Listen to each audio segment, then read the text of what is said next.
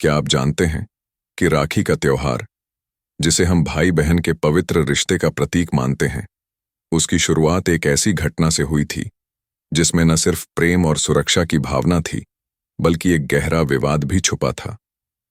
क्या आपने कभी सोचा है कि जब द्रौपदी ने श्री कृष्ण को राखी बांधी थी, तो उसके पीछे की असली कहानी क्या थी? क्या यह सच में पहली राखी थी, या फिर इतिहास में कुछ और छुपा है जिसे जानकर आपके रोंगटे खड़े हो जाएंगे? अगर आप भी उन लोगों में से हैं जो सच जानना चाहते हैं, तो इस वीडियो को अंत तक जरूर देखें, क्योंकि आज हम आपको बताएंगे उस घटना के बारे में जिसने न सिर्फ राखी के त्योहार की नींव रखी, बल्कि महाभारत के इतिहास को भी एक नया मोड़ दे दिया। और हाँ, वीडियो के आखिर में हम आपसे एक सवाल पूछेंगे जिसका जवाब देकर आप जीत सकते हैं एक खास गिफ्ट। तो जुड़े रहिए हमारे साथ। अब चलिए शुरू करते हैं उस कहानी से जिसने सदियों से लोगों के मन में सवाल खड़े किए हैं। महाभारत का युद्ध, द्रौपदी का चीरहरण और श्री कृष्ण का वह वादा जिसे आज भी हर बहन अपने भाई से उम्मीद करती है। लेकिन क्या सच में द्रौपदी ने श्री कृष्ण को राखी बांधी थी, या फिर यह सिर्फ एक मिथक है जिसे समाज ने गढ़ा है? आइए जानते हैं इस विवादित कहानी के हर पहलू को बिना किसी लाग लपेट के। कहानी शुरू होती है उस समय से जब द्रौपदी और श्री कृष्ण के बीच एक गहरा रिश्ता था। द्रौपदी, जिन्हें पांचाल की राजकुमारी कहा जाता था, और श्री कृष्ण, जो द्वारका के राजा थे, दोनों के बीच एक अनकहा बंधन था। कहा जाता है कि एक बार श्री कृष्ण ने सुदर्शन चक्र से शिशुपाल का वध किया था। उस समय उनके हाथ से खून बहने लगा। द्रौपदी ने तुरंत अपनी साड़ी का एक टुकड़ा फाड़कर श्री कृष्ण की उंगली पर बांध दिया। श्री कृष्ण ने उस समय द्रौपदी से वादा किया कि जब भी तुम्हें मेरी जरूरत होगी, मैं तुम्हारी रक्षा करूंगा। यही घटना राखी के त्योहार की शुरुआत मानी जाती है। लेकिन क्या यह सच है? क्या वाकई द्रौपदी ने श्री कृष्ण को राखी बांधी थी, या फिर यह सिर्फ एक भावनात्मक कहानी है जिसे बाद में जोड़ दिया गया? दरअसल महाभारत के मूल ग्रंथों में कहीं भी इस घटना का स्पष्ट उल्लेख नहीं मिलता।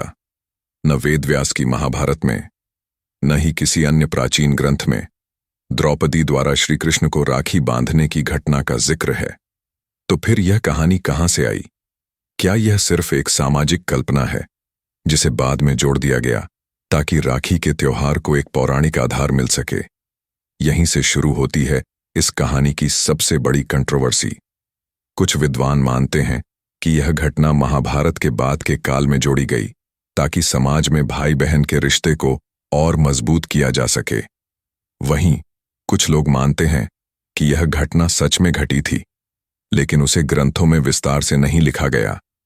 सवाल यह भी उठता है कि अगर द्रौपदी ने श्री कृष्ण को राखी बांधी थी, तो क्या वह सिर्फ एक दोस्ती का प्रतीक था, या फिर उसमें कोई और गहरा अर्थ छुपा था?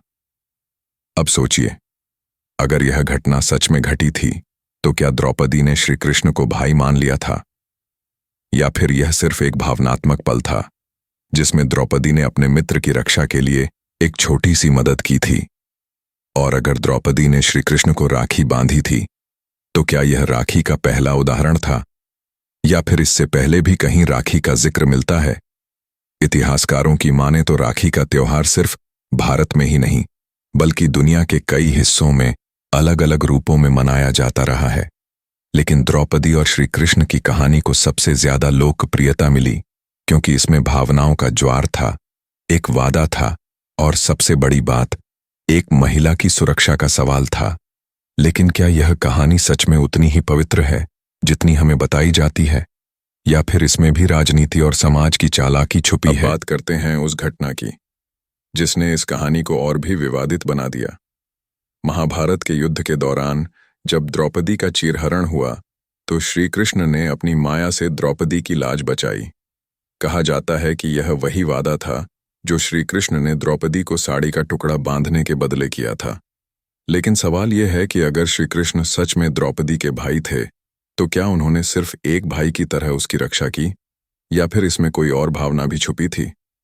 कुछ विद्वान मानते हैं कि द्रौपदी और श्री कृष्ण के रिश्ते को सिर्फ भाई बहन के दायरे में बांधना सही नहीं है।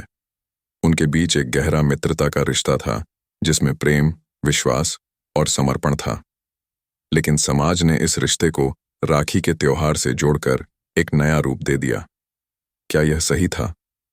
क्या हमें हर रिश्ते को सिर्फ एक नाम देना जरूरी है, या फिर हम भावनाओं को भी समाज के नियमों में बांधना चाहते हैं? अब सोचिए, अगर द्रौपदी ने श्री कृष्ण को राखी बांधी थी, तो क्या वह सिर्फ एक परंपरा थी, या फिर उसमें कोई सामाजिक संदेश छुपा था? क्या द्रौपदी ने यह दिखाने की कोशिश की थी कि एक महिला भी अपने मित्र या भाई से सुरक्षा की उम्मीद कर सकती है, या फिर यह सिर्फ एक संयोग था जिसे बाद में राखी के त्योहार से जोड़ दिया गया? इतिहास में कई ऐसी घटनाएं हैं जिन्हें बाद में समाज ने अपने हिसाब से बदल दिया। द्रौपदी और श्री कृष्ण की कहानी भी शायद उन्हीं में से एक है। लेकिन एक बात तो तय है, इस कहानी ने राखी के त्योहार को एक नई पहचान दी। आज भी जब बहनें अपने भाइयों को राखी बांधती हैं, तो उनके मन में यही उम्मीद होती है कि उनका भाई हमेशा उनकी रक्षा करेगा, ठीक वैसे ही जैसे श्री कृष्ण ने द्रौपदी की रक्षा की थी। लेकिन क्या यह उम्मीद हमेशा पूरी होती है? क्या हर भाई अपनी बहन की रक्षा कर पाता है, या फिर यह सिर्फ एक रस्म बनकर रह गई है? आज के समाज में, जहां महिलाओं की सुरक्षा एक बड़ा सवाल है, वहां राखी का त्योहार क्या सच में अपनी अहमियत रखता है, या फिर यह सिर्फ एक परंपरा है जिसे हम हर साल निभाते हैं बिना उसकी असली भावना को समझे? अब बात करते हैं उस विवाद की जिसने इस कहानी को और भी पेचीदा बना दिया। कुछ लोग मानते हैं कि द्रौपदी और श्री कृष्ण के रिश्ते को राखी से जोड़ना सही नहीं है, क्योंकि उनके बीच सिर्फ मित्रता थी, न कि भाई बहन का रिश्ता। वहीं कुछ लोग मानते हैं कि द्रौपदी ने श्री कृष्ण को राखी बांधकर यह संदेश दिया कि एक महिला भी अपने मित्र से सुरक्षा की उम्मीद कर सकती है। लेकिन सवाल यह है कि क्या हमें हर रिश्ते को सिर्फ एक नाम देना जरूरी है, या फिर हम भावनाओं को भी समाज के नियमों में बांधना चाहते हैं? अब सोचिए, अगर द्रौपदी ने श्री कृष्ण को राखी बांधी थी, तो क्या वह सिर्फ एक परंपरा थी, या फिर उसमें कोई सामाजिक संदेश छुपा था? क्या द्रौपदी ने यह दिखाने की कोशिश की थी कि एक महिला भी अपने मित्र या भाई से सुरक्षा की उम्मीद कर सकती है, या फिर यह सिर्फ एक संयोग था जिसे बाद में राखी के त्योहार से जोड़ दिया गया? इतिहास में कई ऐसी घटनाएं हैं जिन्हें बाद में समाज ने अपने हिसाब से बदल दिया। द्रौपदी और श्री कृष्ण की कहानी भी शायद उन्हीं में से एक है। लेकिन एक बात तो तय है, इस कहानी ने राखी के त्योहार को एक नई पहचान दी। आज भी जब बहनें अपने भाइयों को राखी बांधती हैं, तो उनके मन में यही उम्मीद होती है कि उनका भाई हमेशा उनकी रक्षा करेगा, ठीक वैसे ही जैसे श्री कृष्ण ने द्रौपदी की रक्षा की थी। अगर आपको यह कहानी रोचक लग रही है तो वीडियो को लाइक और शेयर जरूर करें, और कमेंट में बताएं कि आप इस कहानी के किस पक्ष से सबसे ज्यादा सहमत हैं। क्या आपको लगता है कि द्रौपदी और श्री कृष्ण का रिश्ता सिर्फ भाई बहन का था, या फिर उसमें कुछ और भी था? अपनी राय जरूर दें, क्योंकि आपकी राय हमारे लिए बहुत मायने रखती है। और हाँ, अगले पार्ट में हम जानेंगे कि कैसे इस कहानी ने राखी के त्योहार को एक नई दिशा दी, और क्या सच में द्रौपदी ने श्री कृष्ण को बांधी थी पहली राखी। जुड़े रहिए अगले पार्ट के लिए।